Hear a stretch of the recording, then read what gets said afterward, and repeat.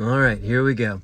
One of the biggest questions I get DM'd about is my thoughts on revival, especially when people find out I live in Wales, which is known by the name of the land of revival. It's part of the history of this place that I live, and you guys know I love history and I love me some Jesus. But my DMs especially blew up during the recent Asbury revival, and I kind of stayed quiet because I wanted to see how things played out. But I do have opinions on the subject of revival, and some of you might not like them until you actually hear them out. But you asked, so I'm going to give it. So first, let me qualify this by saying I'm a fan of revival for sure, and amazing things do happen during them, but what exactly is revival? How's it defined? Is it filled churches and meeting halls and dancing in the streets? Is it massive moods of evangelism? Can it be hemmed in by man-made national boundaries? Is it dependent on denomination, doctrine, or dogma? Are real revivals events that can be scheduled and programmed? Can we organize a bunch of worship teams in a high-end arena show and slap a revival label on it? Is the word revival even mentioned in the Bible, and did Jesus say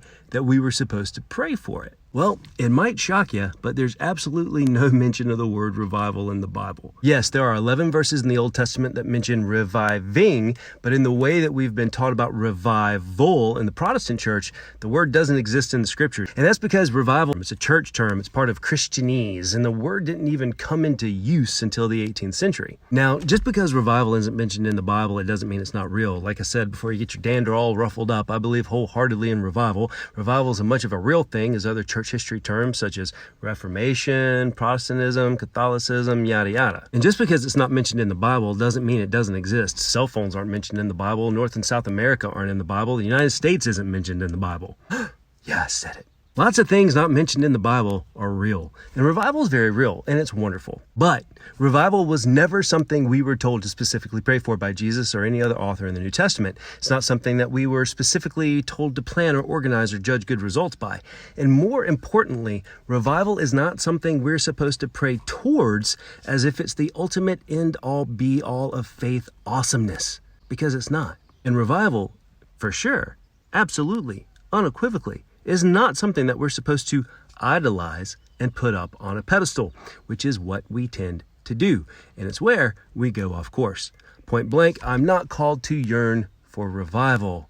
I am called to yearn for Jesus. Because true revival is a byproduct of those pursuing an intimate journey with their Creator. When we call out for revival more than yearning for intimacy with God, we're missing something important. Revival, it can be asked for and it can be proclaimed, but outside of intimacy with Jesus, it's nothing. It's an event that lasts for a few weeks. People claim it's a giant move of God, and then time passes and it's just a faded memory. Or worse, it's just another meeting or a conference designed to sell tickets and books. And sure, good things may come out of it, but in the end, it's still mostly hay and stubble. But there have been revivals that have absolutely changed the world, such as the Welsh revival. But outside of intimacy with God, revival cannot be sustained because God's version of revival is so much more than what we understand. Just look at the 1904 Welsh revival, which shaped much of the evangelistic and the charismatic landscape of the 20th century. The Welsh revival, it wasn't just an isolated incident in a beautiful, wild, and rugged country. The Welsh revival changed the face of worship for modern churches and encouraged church-going people to experience the presence of God firsthand. It changed everything. But some would argue that the Welsh revival ended as abruptly as it started, and eventually life in Wales returned to business as usual. So what happened? Well, history shows us that once people with true intimacy with the Lord release real revival, once the miracles began and the fire start flowing, some predictable things happen. First, we try to make a plan. Then we try to organize and quantify our results. And then we try to build a system around the revival to continue seeing results. In other words, we attempt to institute control. And then those that seek to take advantage swoop in because there's money to be made. And soon we begin to rely on the manipulation of emotional responses to gauge our success. Things like judging success on how many people raise their hand saying a prayer that's not in the Bible. How many people come to the event and how much money is generated, instead of how many people actually enter into a relationship with Jesus and ultimately transform their lives. Because here's the thing, if it's not intimacy, it's not a true transformation. It's not a renewal of the heart and mind It's not real salvation. And once the revival becomes about anything more than a byproduct of intimacy with the King,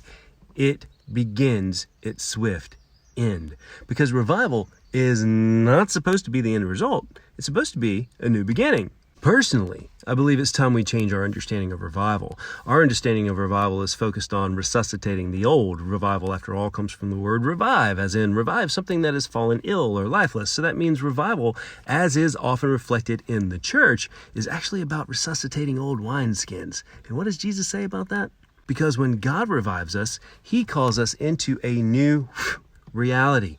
When he shakes off dry bones, he's not wanting to go back to the way things used to be. It's not a patch repair job. We are born again. God's version of revival calls us back to his original design, the identity God gave you before the beginning of time. It's intended to lead us into something we've never seen before. And most importantly, once seen, we cannot ever go back to life as usual. Think of the disciples. They couldn't go back to normal life after witnessing Jesus post-resurrection. John 21 shows us that professional fishermen couldn't even catch fish anymore, for the Lord had called them to be fishers of men. And guys who ran in fear before the crucifixion all gave up their lives willingly after the resurrection. These individual men and women who intimately knew Jesus could never go back to life as it was, and they answered the call, bringing the gospel to the corners of the known world. There was no going back. Life couldn't be the same again. That's not just revival. That's a revolution of thought and purpose. Because the truth is, and this is going to hurt, most people don't actually want God's version of revival. Yeah, it sounds wonderful that during the 1904 Welsh revival, the jails and courts were empty, the bars and pubs were bare, and that the churches were full all hours of the day, with people quitting their jobs to attend these wild worship services. But one of the little reported facts of the Welsh revival is that it crashed local economies. Restaurants, pubs, government offices, theaters, and police officers had no revenue. Society was literally upended. If real revival actually struck, would you leave your job? Would you be okay if your 401k dried up? How about if you lost your house? Would you follow the passion of the Lord wherever and whenever it took you and really give up everything? Because are you willing to leave it all behind? Are you willing to sacrifice everything for what you believe? Is intimacy with God still worth it?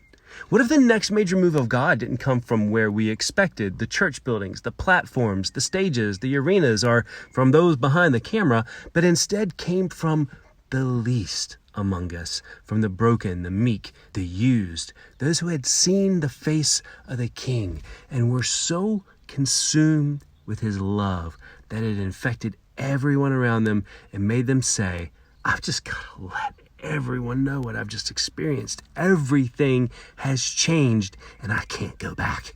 Because God's version of revival is so much more than anything that's come before. When God's version of revival comes, life as usual is over. Because while we clamor for revival, what God is actually calling us to is revolution. Because the funny thing about revival is that we pray for it, we call out for it, we ask God to bring it, but revival is not God's responsibility to release. It's ours. The truth is, God's waiting for us. He's already given us revival, his Son. And God's glory fills the earth. It's never left. It's still there in the deep wells, waiting for the ones to mine it out. It's in the waters, waiting for the ones to pull it up from the deep. God is waiting for you to step into revolution. Your Father is waiting for you to rise up and release his love wherever you go, to pull from your creative heart his revolution of glory. He's calling us to stop dividing along party and denominational lines, fighting for our truth, because God is waiting for us to release his truth. He's waiting for his children to accept the responsibility and release a revolution of love wherever they tread.